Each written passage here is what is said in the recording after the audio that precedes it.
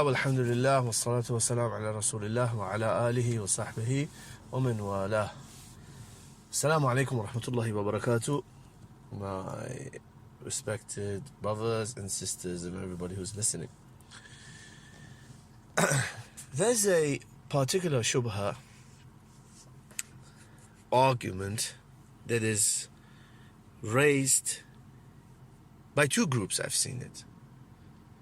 By the Rafida, by the extremist Shias, and by some modernists, of course. Often you see modernists using the same arguments as the Rafida to attack the Sahaba, integrity of the Quran, subhanAllah. They often are united in their attacks. The shubha is about how the early generations of Muslims could have fought one another. How is that possible? In particular, the Shias and the scholars who try to be very smart, they say, how can the qatil and the maqtul, the killer and the one being killed, both be in Jannah? كيف يكون القاتل والمقتول في الجنة? Then they take the PI55, as I said, they want to be very smart and they try mocking, and then they say, look at the Bakris, the Sunnis, Radh, they give everybody a Radh, يعني radiyallahu anhu, and Radh number 1, i.e. Sahabi number 1, killed Sahabi number 2, and both Radh, both Sahabis are in Jannah. Look how illogical is this. Is this ma'qul? Is this logical? For Vela.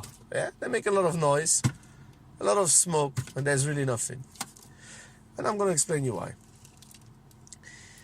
Now, obviously, the aim they have by raising this objection, this shubha, this doubt, is of course as usual to attack the Sahaba as a whole, because their religion is based on the takfir of the umum of the Sahaba. Yeah, they come and say, no, some Sahaba apostated. Some did not apostatize. We believe in a few, but the asl of the deen is that the jumhur, especially those praised in general, muhajirin and ansar, kuffar, mushrikun, murtaddun, wal-iyadhu billah, apostates, mushrikun, anjas, a'udhu billah, in their religion. And the Iranian Persian ayatollahs that can't recite a Fatiha correctly, let alone having mastered the Arabic language and balagha and whatnot, they are of course Quddisallahu sirrus and Rahimullah, radiyallahu anhus, and so on and so forth. So the hadaf, the aim, as usual, is to cast doubt on all Sahaba, view them bad, negatively. And they bring examples then. Fulan Sahabi fought against that Sahabi, and Ali war in Jamal here and there. And I remember watching a lecture, I don't know, was it Yasser Khabith or was it someone else? Doesn't really matter, because as an ex-Shia, I remember that this shubha, I haven't met a Shia in my life who, and you know, they are brainwashed from young age with certain arguments that no matter where you're from as a Shia, you have heard it. So as an ex-Shia, that was one of the in the early stage of my tashayyu, as a practicing Shia, I remembered that the scholars, the polemicists, mocking and saying, look at these illogical Sunnis, they believe one radiyallahu anhu kills another radiyallahu anhu and both are in Jannah. How can that be? They portray Allah unjust. And so as I said, I remember that one mu'ammam, one of these turban hats, in one of his lectures said that he went to Syria, around the Middle East. They have tons of these man-made Hindu-style shrines. And he said in Syria, and he went to a so-called Bakri mosque, Sunni mosque, and there he saw the Sunni, preacher or sheikh, whoever was there, saying that this here outside or wherever is the grave of Sayyidina, our master, Sahabi Fulan, radiyallahu anhu, who was killed by our master, Sayyidina Illan, Fulan here, the other Sahabi, radiyallahu anhu. And then he's mocking the Rafidi turban head, so-called scholar who's telling the story, and then the audience laughs with him, and then, trying to look smart, making Sunnis look naive, ignorant. So he says, look at them. They say that the qatil and the maqtul, the killer and the one being killed, are both in Jannah, and they say both radiyallahu anhum after them. They give each of them the stamp of radha, radiyallahu anhu, radad. Ha ha ha, and they start laughing, and of course this type of shubha, you will see, is يعني في الحقيقة, in reality, nothing but a shubha sakhifa, a pathetic shubha. From the zahir, for the weak-minded, for the gullible, those with no knowledge, be it Sunni or Shia, they might fall for stuff like that. They might say, oh wow, mashallah, sounds very reasonable. I see reason behind that. Sounds very logical. I mean, the objection of the Rafida, of the extremist Shias, when they mock that Sunnis do hold the belief that there is certain Sahaba who fought each other, or maybe even one killed another one, but there's a possibility they both are in Jannah. So, them mocking Ahl Sunnah makes them feel, and their followers, to be upon haqq, and the gullible from among the Muslims, Ahl Sunnah wal Jama'ah, and the Shias, they fall for stuff like this. Because these kind of shubuhat, they look ma'qul and strong from the zahir, from the appearance only. A deeper look at the shubha, you will see that it is weaker than a spider's web to us humans. Or shall I say, weaker than the tajweed of their grand ayatollahs. Valazzalin. Allahu Akbars. And here's why. First of all, that Allah subhanahu wa ta'ala يفعل ما يشاء, Allah does whatever He wants. And yes, Allah is just. And Allah promised that He will not injustice to anyone, to any of the creation. That is a given. That is what every Muslim knows. However, if Allah decides to put X in Jannah or Y in Jahannam, then nobody can object to Allah subhanahu wa ta'ala. And to prove to you from just one example that yes, what's wrong? That if there was a time of fitna, one Sahabi was involved in the war on this side and the other Sahabi on that side, was a time of fitna, not our time where we can study everything and do research and then come to a conclusion. It was a short, chaotic time. And by the way, as the scholars say, most Sahaba did not participate in the wars like Jamal and Siffin. Most Sahaba did not. Subhanallah, and scholars have written books about that.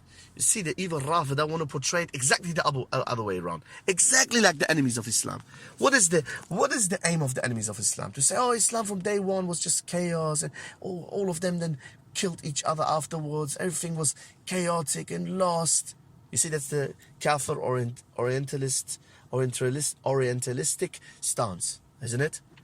To portray Islam, Sadrul Islam, the early generation Islam, is the worst. Who supports them, knowingly or unknowingly? The scholars no doubt knowingly, the Rafida, in particular the heads, the scholars. They say the same thing. Whereas the reality is, the majority of the Sahaba did not participate in the fitan of Jamal and Siffin. As for those who did, and some were killed, like there's many examples. We have authentic narrations that Ali cursed the killer of Zubair. Zubair was in the Zubair was not in Ali's army, radiallahu anhu. Zubair radiallahu anhu was in the opposing army. But Zubair left fighting. He left fighting and physically never really fought Ali.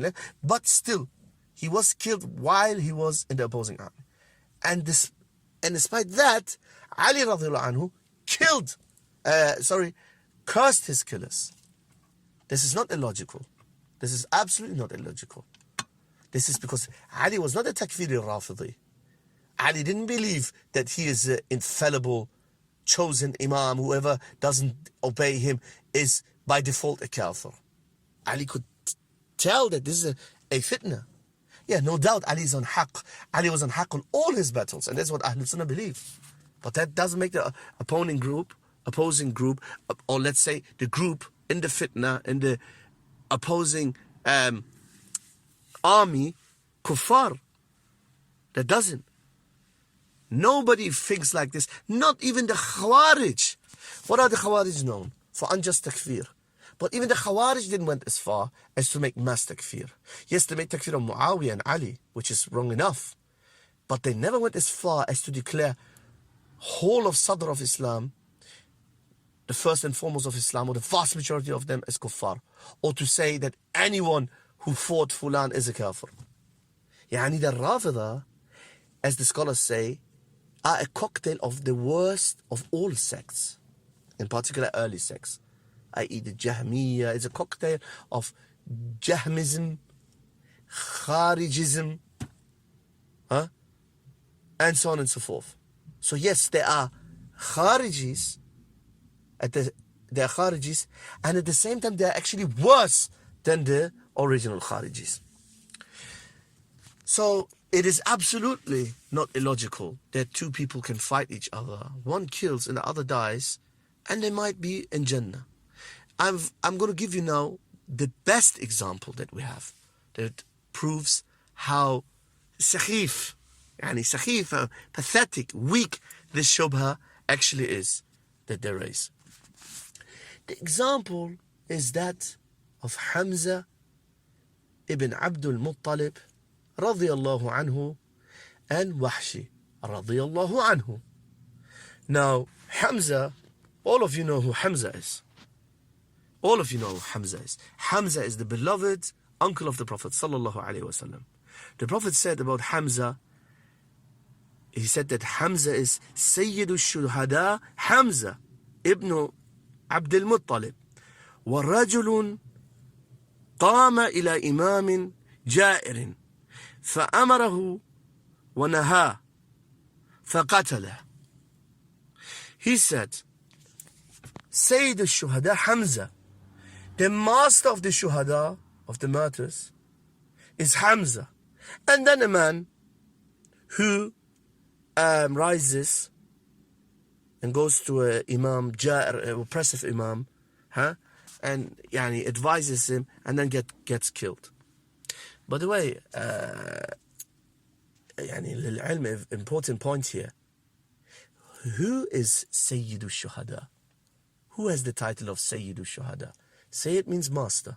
Shuhada is the plural of Shaheed. Martyr. So who is the master of all martyrs? Hamza. Hamza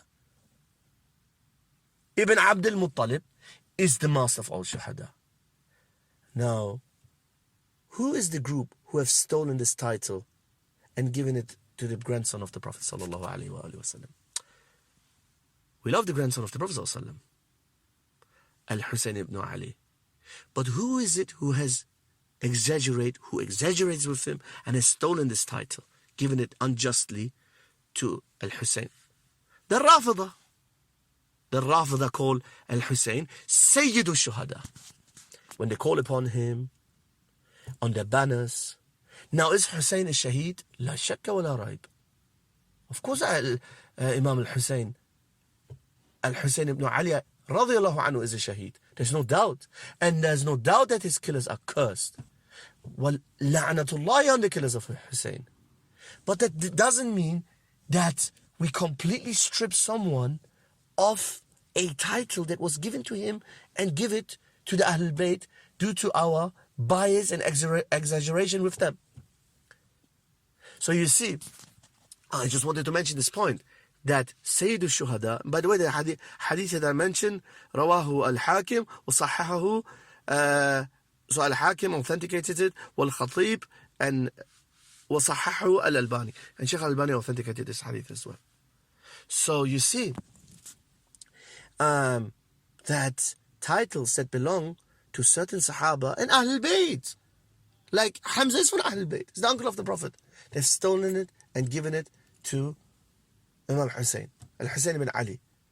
They refer to him exclusively as Sayyid al-Shuhada.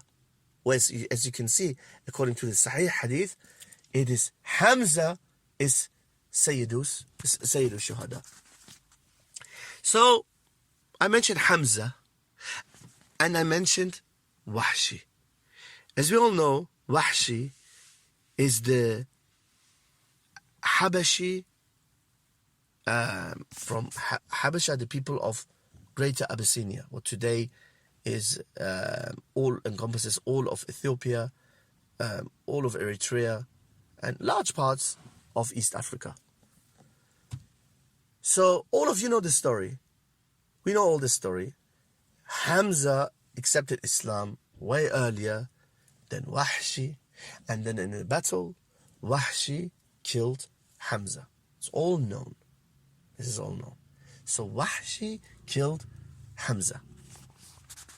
And by the way, Wahshi, if you remember, on Sunni Defense, me and Brother Abu Ismail Abdul Hamid, we refuted these Bet al-Ghadir Jahilin. You know, like most Rafida, they're just parrots. You know, they repeat stuff. They read, they learn from, I don't know, comics or movies. They take the deen from. That Wahshi he had a what do you call it?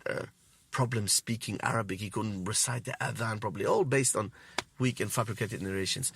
Well, and I explained it all in that lecture. What many people don't know, Arabs and the Habasha, the Ahbash, are very intertwined culturally and even ethnically. Many Sahaba, their mothers or their grandmothers and so on, were Habashiyat. For example, Umar ibn Khattab radiallahu anhu, the racist Rafida, when they celebrate his death, always portray him dark-skinned. Subhanallah, look how evil and racist they are. Umar ibn Khattab radiallahu anhu, for example, his grandmother was a Habashiyah. He was quite dark-skinned. Dark, light skin, whatever skin. All skin colors are beautiful. But what is important, the point, and you can refer back to that one video on Sunni Defense where me and Abdul Hamid explained that it is a lie that Wahshi, astaghfirullah, Bilal, I'm confused with Bilal, that Bilal, who was Habashi as well, couldn't speak Arabic properly or had problems, was lisping and or, what do they say, that he was handicapped when it came to speaking Bilal, stuff like that. All nonsense. It's not authentic.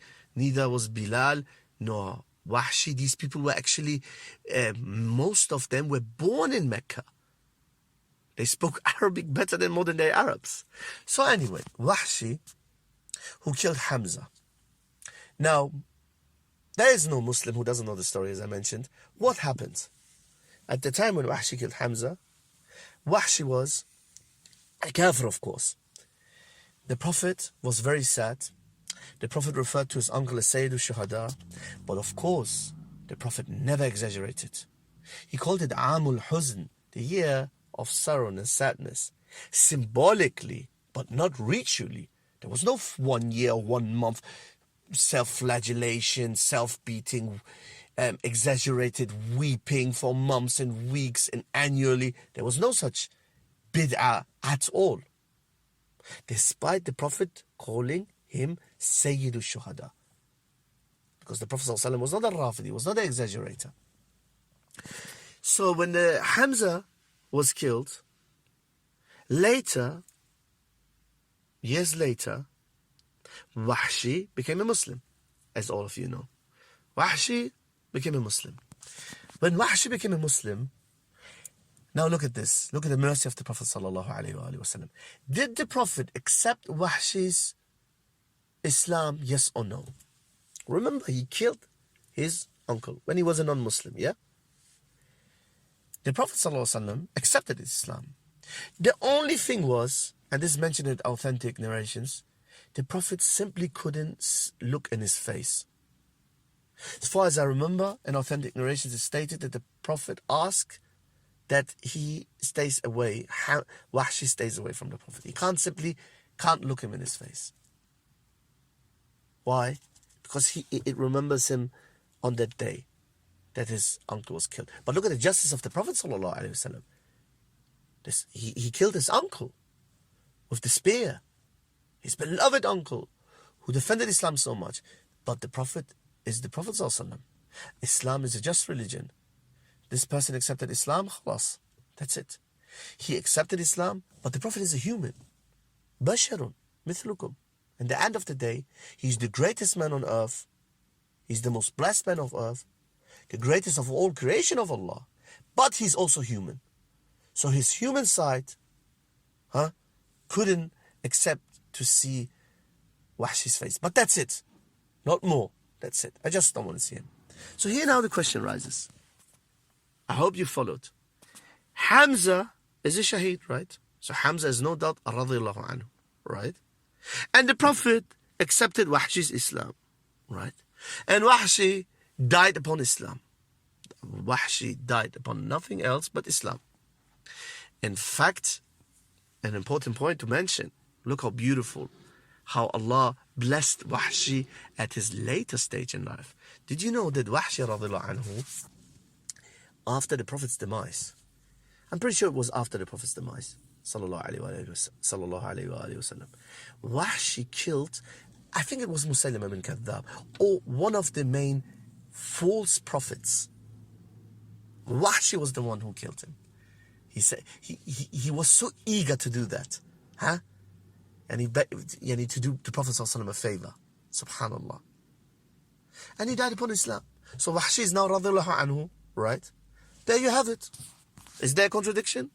I'm a Muslim, you're a Muslim. We say Hamza radiyallahu anhu, and we say Wahshi radiyallahu anhu. Hamza is the maqtul, the one who got killed, and Wahshi radiyallahu anhu is the qatil, the killer. Yet both are radiyallahu anhu, and both are inshallah in Jannah. Is this injustice? Is this an illogical belief? Is this غير معقول? Illogical? No aql will say that this is illogical. You see? Didn't I tell you? That this is how most of the shubuhat are. Well, no, most of the shubuhat are sakhif aslan. They're completely pathetic from the zahir and from the batin, from the apparent and from the, when you take a closer look from the inside. But I told you that this shubha is at best sounds slightly reasonable from the zahir, from the apparent. A deeper look and analysis, and you understand that, what do you want to say? So what? So what? You think you have an argument against us? You have a hujjah against us? And that can, of course, be applied to many other cases as well. Keep that in mind. That can be applied to many other cases. So that was a quick podcast about the shubha that, Sunnis believe that a Sahabi that fought or killed another Sahabi, both can be in Jannah. How is that possible? It is possible. One of the best examples is the case of Wahshi radiyallahu anhu and Hamza, the leader of the shuhada. It is Hamza is the leader of the shuhada. Al-Hussein radiyallahu anhu is no doubt a great man and is a shaheed, but he did not get this title. Hamza got this title. So may Allah be pleased with Wahshi, with Hamza, and with Al-Hussein radiyallahu anhu, and with all the Sahaba. And the Sahabi is someone, not a munafiq, someone who accepted Islam and died upon Islam. وآخر دعوانا أن الحمد لله رب العالمين. السلام عليكم.